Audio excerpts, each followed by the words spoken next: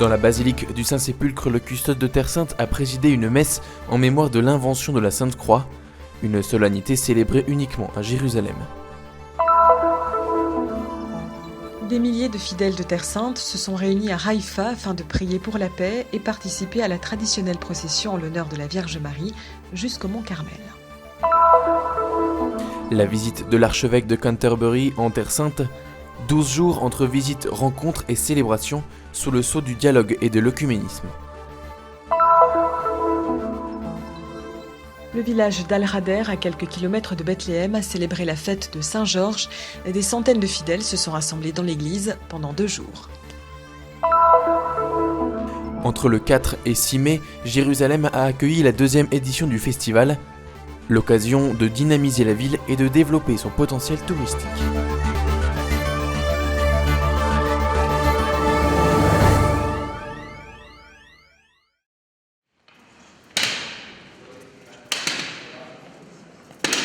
Nous devons être fiers de la croix du Seigneur Jésus-Christ en laquelle nous trouvons notre salut, notre vie et notre résurrection.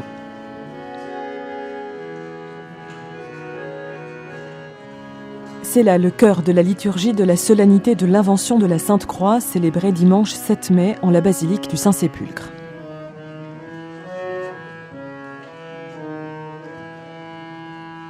La messe a été présidée par le custode de Terre Sainte, le père Francesco Patton, en présence des frères franciscains et des fidèles qui ont rempli la chapelle de Sainte-Hélène.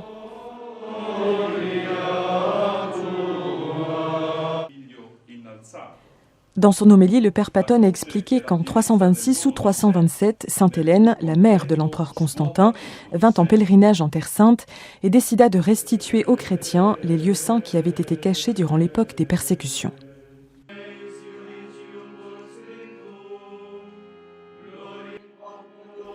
Au cours des recherches entreprises, 3 croix furent retrouvées, a raconté le custode. Selon plusieurs récits, la vraie croix du Christ fut identifiée lorsqu'on l'approcha d'une femme malade et que celle-ci fut immédiatement guérie. D'autres textes racontent qu'un homme mort ressuscita après avoir été déposé sur la croix de Jésus.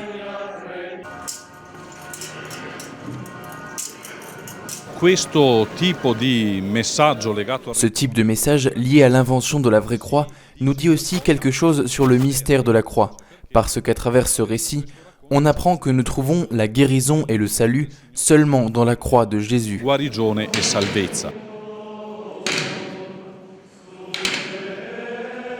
La relique de la Sainte Croix est vénérée encore aujourd'hui au cours d'une célébration spéciale.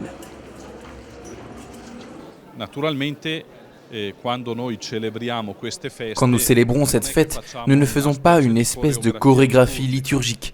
Nous ne nous concentrons pas seulement sur la quantité d'encens que nous utilisons, sur les gestes que nous faisons. Cette fête est l'occasion de faire mémoire du mystère de la croix comme mystère de salut et l'occasion de rappeler que nous sommes appelés à suivre le Seigneur Jésus sur le chemin de la croix.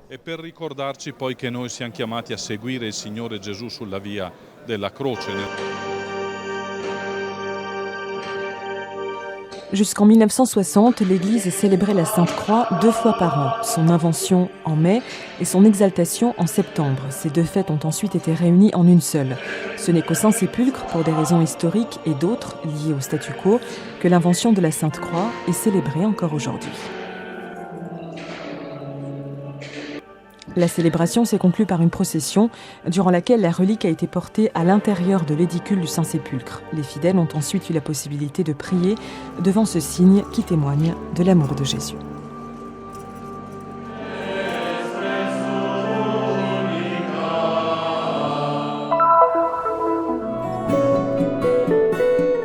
C'est avec foi et dévotion que des milliers de chrétiens de Terre Sainte se sont réunis à Haïfa dimanche 7 mai pour participer à la procession en l'honneur de la Vierge au mont Carmel.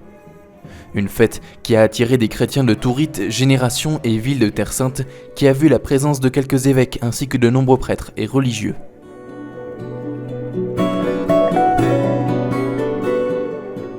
Cette procession est un événement attendu par nous tous, habitants de Haïfa. Depuis que nous sommes petits, nous sommes habitués à participer à cette procession, le 2e ou 3e dimanche de Pâques. Moi aussi, quand j'étais plus jeune, j'allais avec la paroisse ou avec les scouts.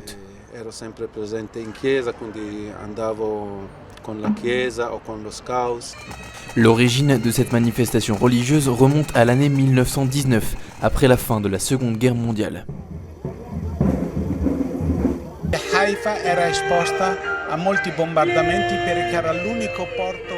Haïfa était exposé à de nombreux bombardements, parce que c'était le seul port en activité pendant la guerre dans cette partie du Moyen-Orient. Grâce à Dieu, il ne s'est rien passé durant la guerre. En remerciement à la Sainte Vierge et au Seigneur, on a remis la Vierge qui avait été mise à l'abri dans une église, ici son lieu d'origine. Et ensuite, comme geste de reconnaissance pour cette grâce, on a voulu célébrer cette fameuse montée de la Vierge et de tous les fidèles au Mont Carmel.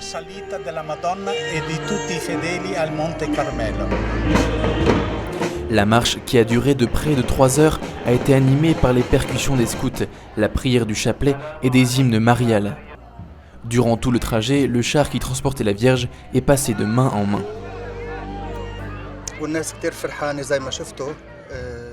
Les gens ont été très contents, comme vous avez pu le voir, parce que pour les chrétiens, la procession est très importante. C'est une fierté de porter la Vierge Marie à son église chaque année.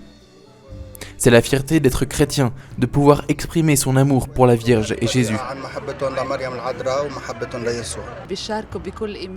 Tout le monde participe avec grande foi. Il est beau de penser que la présence et l'aide de la Vierge Marie, qui ont eu lieu en 1919, n'ont pas été des faits isolés qui se sont arrêtés là.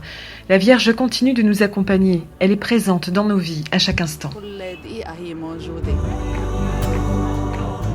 Une particularité de cette édition 2017 a été la prière pour la paix.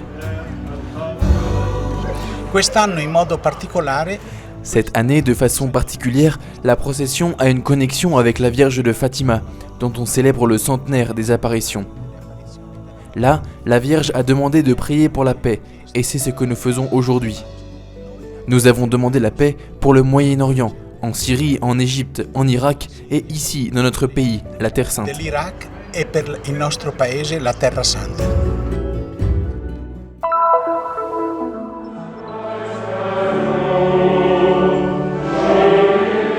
« 12 jours pour célébrer le don de la foi et affirmer comment l'église anglicane de Jérusalem peut être un lieu de réconciliation.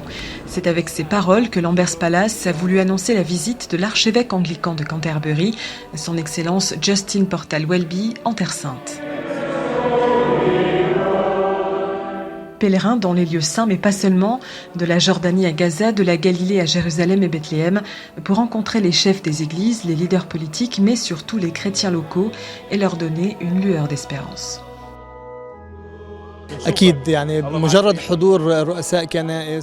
La présence des chefs des églises et de l'archevêque Justin Welby est importante pour renforcer, préserver et encourager la présence chrétienne, pas seulement anglicane en Terre Sainte.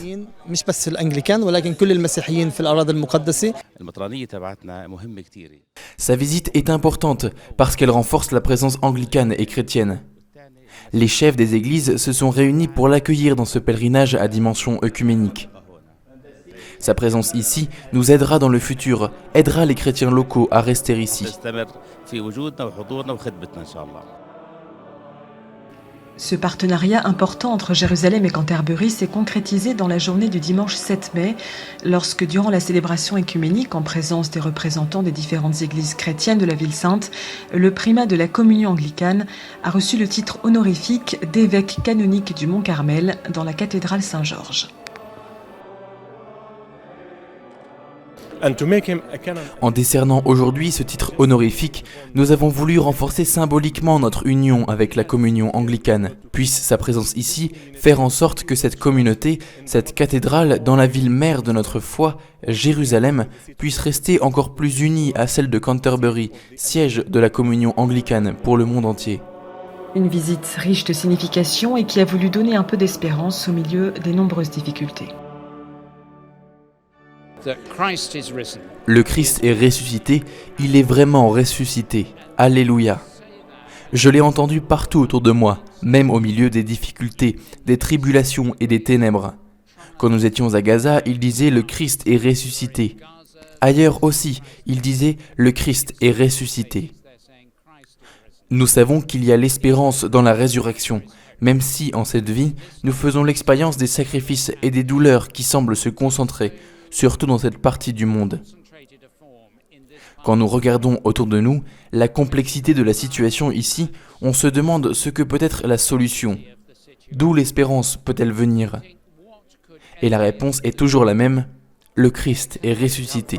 And the answer is always the same, Christ is risen.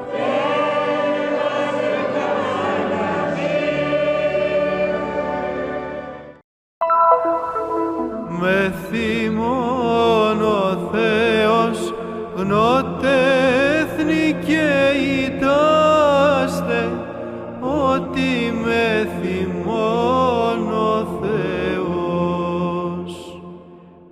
À l'ouest de Bethléem, dans le village d'Al-Hader, dont le nom vient du monastère Saint-Georges, le plus grand martyr de l'église orthodoxe, connu comme Al-Hader le Vert, des centaines de fidèles de plusieurs églises ont célébré la fête de Saint-Georges, guérisseur des malades et des pauvres. Le plus grand parmi les martyrs, revêtu de victoire, intercède auprès du Christ pour le salut des hommes. Εάν χαρπάλιν ισχύσετε και πάλιν ιτηθήσεστε, ότι με θυμών ο Θεός. Personnellement, moi et de nombreuses personnes, nous considérons cette fête comme une fête nationale plus que religieuse. Elle est célébrée par de nombreuses personnes de différentes confessions, chrétiennes ou musulmanes. Tous le considèrent comme un saint qui les défend, les soutient, les protège et les guérit.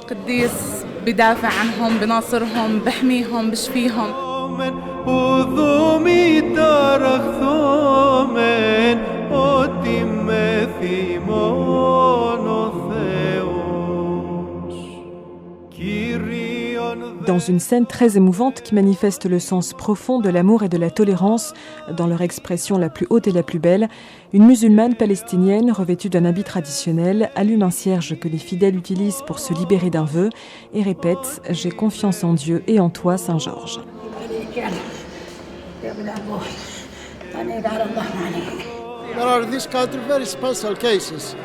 Dans cette région, il y a des cas vraiment spéciaux, parce que nous avons vécu pendant des siècles avec les musulmans. Nous nous connaissons, nous nous respectons et faisons plusieurs choses ensemble, par exemple dans le domaine social, des rencontres, des activités. C'est donc un exemple local qui montre vraiment comment vivre dans la compréhension et l'appréciation réciproque.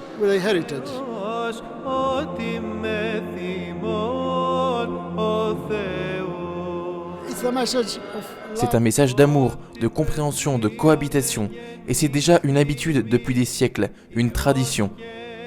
C'est une coutume que nous portons.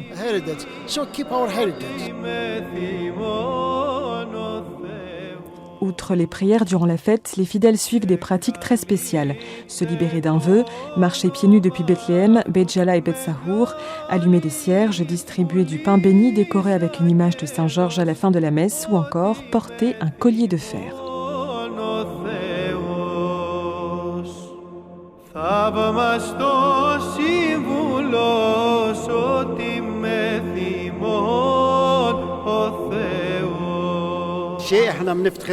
Nous sommes extrêmement fiers de ce grand martyr.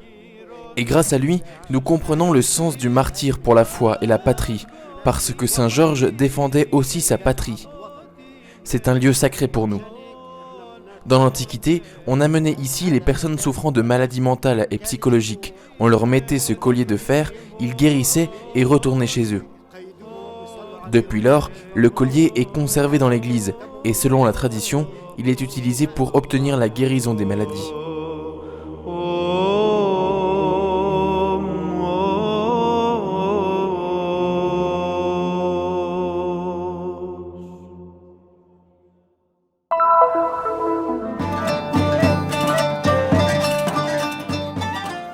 La seconde édition du festival Nablus Road Open Days a imprimé une énergie nouvelle à cette rue située en plein cœur de Jérusalem et célèbre pour ses sites historiques et archéologiques.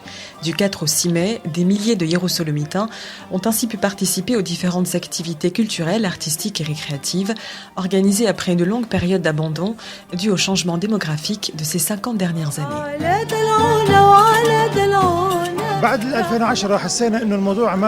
Depuis 2010, nous avons assisté à une baisse du tourisme et nous nous sommes dit que ce serait une erreur de limiter le tourisme aux non-résidents. Au contraire, il doit être tourné également vers les habitants de Jérusalem. Et la demande a été comment faire. L'idée principale avec laquelle nous avons lancé le festival l'année dernière était de créer une identité collective entre les diverses institutions de Naplouse Road, religieuses, culturelles ou économiques. Nous avons essayé de trouver une sorte de synergie entre ces réalités, afin qu'elles travaillent ensemble pour une identité partagée que nous avons appelée Jiran, voisin de Naplouse Road. L'initiative voit la participation de l'Association des hôtels arabes et des églises locales et elle est soutenue par différents instituts palestiniens avec le financement de l'Union européenne et le programme de développement des Nations Unies. De nombreuses églises ont collaboré à l'événement. Pas seulement le monastère de Saint-Étienne avec les dominicains de l'école biblique, mais aussi les sœurs franciscaines, l'école Schmitt, les anglicans et les autres instituts. And other institutions. Les diverses activités du festival se sont tenues dans les principaux sites de Nablus Road. L'American Colony a ouvert au public ses propres archives historiques avec une petite exposition. L'école Saint-Georges a prêté un parc à jeux pour les enfants et a proposé plusieurs stands de produits typiques. Les enfants ont également été des protagonistes à la maison musulmane des orphelins avec des concerts et des stands traditionnels. Une exposition d'artistes contemporains palestiniens s'est également tenue au couvent Saint-Étienne à l'école biblique. Ça a été une très belle opportunité pour nous de pouvoir offrir et communiquer aux gens l'idée des artistes et leurs objectifs à travers les peintures de l'exposition. Une expression de solidarité qui a impliqué différentes réalités du lieu au nom de la beauté, de la tradition et de la joie de partager, en attendant l'édition de l'an prochain.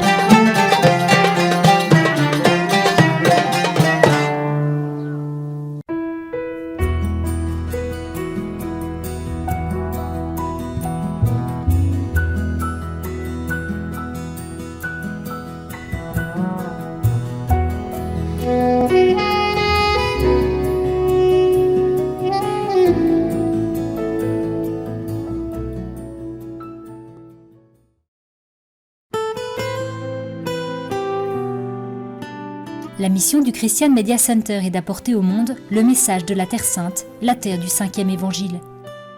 Diffusion, reportages, nouvelles, documentaires, actualités de l'Église et de la vie quotidienne des chrétiens de Terre Sainte. Vous pouvez nous aider dans cette mission afin que soit connu et répandu le message de la Terre Sainte. Aidez-nous. Visitez notre site web